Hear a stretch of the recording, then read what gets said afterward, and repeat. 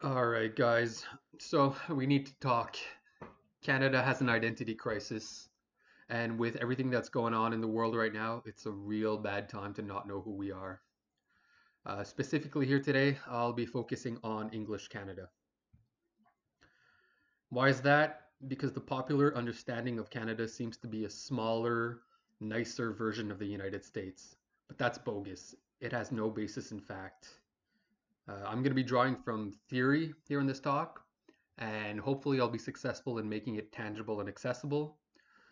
But we really can't go on with this groundless fantasy that of like popular Americanized political opinion. So what do I mean by this? I take it as fact that there is a correct answer as to what Canada is or is not. We have a history, we have our own guiding ideas, and so on and so forth. When a voter goes to the ballot box, it's not to each his own in the pure sense of choosing where to steer the country's future in a sea of endless possibilities, but instead the voter either selects an option that will bring it closer to completion, that will bring Canada closer to completion, or one that regresses the country to an earlier stage.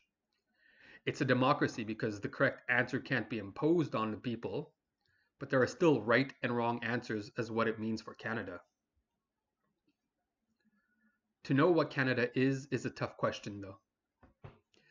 And English Canada has unique challenges due to how close they are to the States in many regards. Just think about it. They have the same language, they have the same origin in Britain, they have the same religion with Protestantism, and so a lot of the traditions are the same. And even today's culture is very, very similar to the States. It's basically self-interested individualism. A lot of the major trends in public opinion stem from the States. It's a merchant culture of maximum gain in a continental economy, and the weight of the courts is very similar to that of the States. So, to be a country, to be a nation, you have to be distinct. You have to have your own guiding ideas, your own identity, your own memory, your own traditions and heritage. I think it's really hard for English Canadians to know why they are not Americans. So today I'll start by laying out the history, and then we'll discuss the current predicament that we're in and the identity crisis that we need to get through. For clarity, I'll be dividing it up in three periods of about 100 years each. So let's start with the first period. This is where the English imaginary seems to stop. They remember defeating the French on the field, on the battlefield, and then that's about it. Um, and it's true that initially Britain wanted the French to adopt French. Sorry, the French wanted. It's true that initially Britain wanted the French to adopt English customs, but they soon saw how untenable that was. And within only about a decade, the Quebec Act was signed, and that laid the foundation for a bicultural nation. Then there was the Union Act of 1840. It united the two provinces of Canada into one, so English and French Upper and Lower Canada into one, and it established a single parliament with an equal number of representatives from each country. Also, the two deaths from each country became one. After that, Confederation took place. Britain wanted to reduce its involvement in governing its colonies, and so a new system of government was necessary. So let's look at the context of Canadian nationalism at this point. We were asking how we would constitute ourselves as a nation on this continent when we don't want to be Americans, but we're in close proximity to them, and we don't want to be at the bosom of the English Empire, but we don't want to turn our backs on them either. So, in the presence of these two giants, how can we have dreams of magnitude or assign ourselves a noble mission in the world? There was a need for a formula that would allow us to inhabit America without being Americans, to neighbor the states without being absorbed by them. And to add extra difficulty, for this nation, there was no glorious or traumatic event that is a source of deep and durable emotion. So, unlike other nations, The Canadian imaginary was founded mostly as a series of small, discrete steps, none of which necessarily predominate over others, or a collection of geological and demographic conditions which are also mostly related to the United States. So, what can we take away from this? Canada's guiding ideas are a need to 1. Counter the assimilation threat of the United States, 2. To overcome the sentiment of inferiority it has with its powerful neighbor, and 3. To formulate a worthy destiny that gives it a distinct character from the other nations in the world. So as we can see, the three guiding ideas converge to a quest for superiority, but one that would be other than military or economic, since that's already monopolized by the US or the English Empire at that time. So from these guiding ideas, two paths opened up. The first one was the cult of Great Britain, and then the second one was a moral superiority in new Britishness. The first one, the cult of Great Britain, involved essentially continuing the British heritage. British monarchy remained the moral code of Canada, and its symbols were replicated. The elites flaunted belonging to such a mighty empire and the superior race that had founded it, and this link was said to prevent Canada from falling into the materialism and vulgarity of the States. Canada would thus be a moral light by preserving British decency in the neighborhood of a violent empire to the south in full-fledged. The second option was the option that it would be a form of superior Britishness, one which would take the baton of European civilization. But how could this be justified in the face of the superpowers? Canada would either be a synthesis of both continents, old and new, which would contain the best from each, or it would be a mediator between both Anglo-Saxon races to reconcile them and even unite them, or another option was to become a moral powerhouse, and the US even came to be seen as an outlet where Canada would dump its inferior elements which can't be assimilated. The moral powerhouse gained favor among the elites and even the imperialist sympathizers here. However, after the atrocities that happened in World War II, the world developed a new sensibility and openness to diversity, and the old Canadian ways, which were based on the celebration of a superior race and other discriminatory matters, were rendered obsolete. Also, the British Empire itself weakened and ties with them eroded. So Canadian nationalism was thus left with a huge void because all of the substance of their identity could not be brought into the modern world. However, the guiding ideas in Canada's identity as a moral powerhouse of some sort, even though it was empty at this time, still remained. This is where the Liberals come in to fill the void.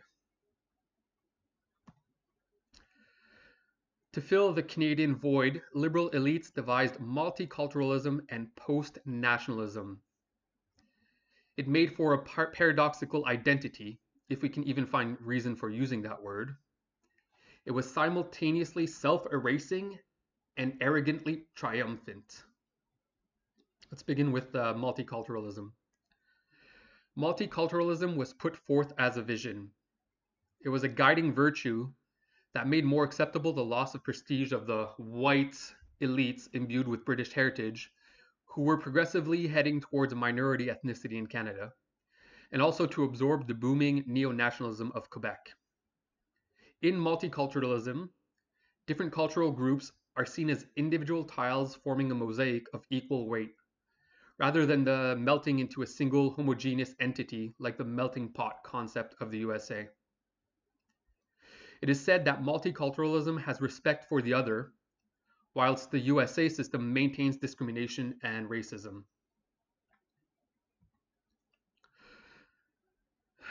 However, multiculturalism involves a complete redefinition of the country. We no longer talked of a binational state or of two founding peoples. Rather, we spoke of a mosaic of ethnic groups where French Canada is only one amongst many. The symbolic balance had been usurped. Imagine, a man and a woman agree to marry and start a family. They then welcome children into the world. Suddenly, and against the man's will, the wife, because she's uncertain about her identity, starts treating her husband as simply another one of the kids. His input and his will is weighed equally to that of the other children, and it effectively takes away his autonomy, his input, and his direction. This is not acceptable at the family unit, and neither is it acceptable at the societal scale.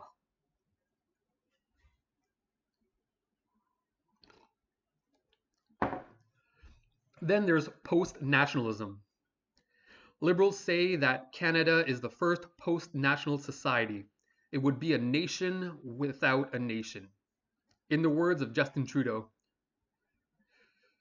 there is no core identity, no mainstream in Canada. These qualities are what makes us the first post-national state. This is strange on many fronts. The country would have become post-national without ever having been a nation, since the question of national identity was never answered. Canada would be the first and only society in the world that could do without a collective imagination or a symbolic foundation. This is counter to the academic principles of sociology and anthropology, but this fact doesn't seem to bother the Liberals. Now let's talk about the two facades of Canada. The first is a self-erasing lack of identity. It is a society which must no longer preoccupy itself with traditional identity traits given as distinct. We are a post-identity state, a state in flux. Its identity comes from what it is not. What unites it is its lack of unity, the ensemble of its differences. Apparently, when Canada appears most ambiguous and in crisis, many see precisely its strength. Instead, Canadians are described as someone who cares, the quiet heroism of getting along, global man whose nationalism is without walls. Some would even say someone who apologizes for breathing. Now, this identity, this facade of lack of identity and self-erasing is contrasted with the second facade of triumphant pride. It's a vibrant Canadian nationalism that borders vanity. It's been described as doing pioneering work to embody the society of tomorrow. Canada, the place on earth which most resembles paradise. Just look at this bestseller over here, The Efficient Society. Why Canada is as close to utopia as it gets. Canada is the leader the world needs. Even Bono at one point was saying the world needs more Canada. And there was a campaign going around at like Indigo bookstores with that slogan. Canada is the flagship country of post-national nation states in a borderless world. In the words of Pierre Trudeau, because of its avant-gardism, the Canadian Federation belongs to the world of tomorrow, and attempting to divide it must be considered a crime against the history of humankind.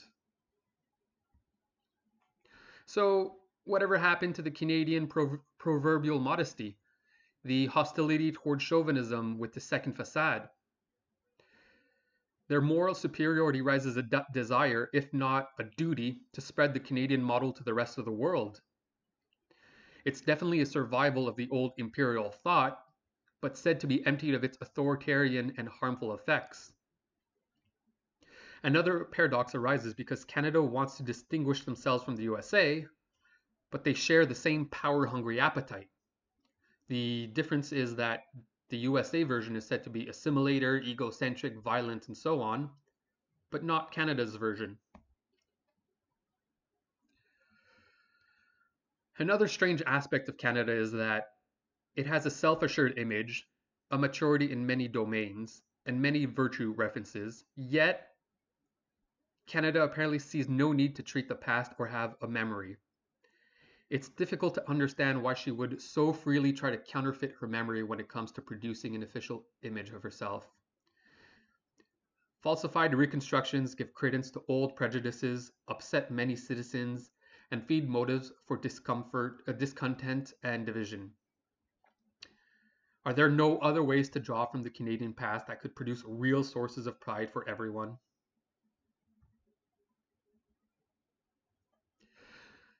Canada is currently a nation where expressions of optimism and a triumphant self satisfaction among many of the ruling elites are met with strong pessimism among many of the population. It begs the question, how long can the discordance last between the discourse of the elites and the reality of the people?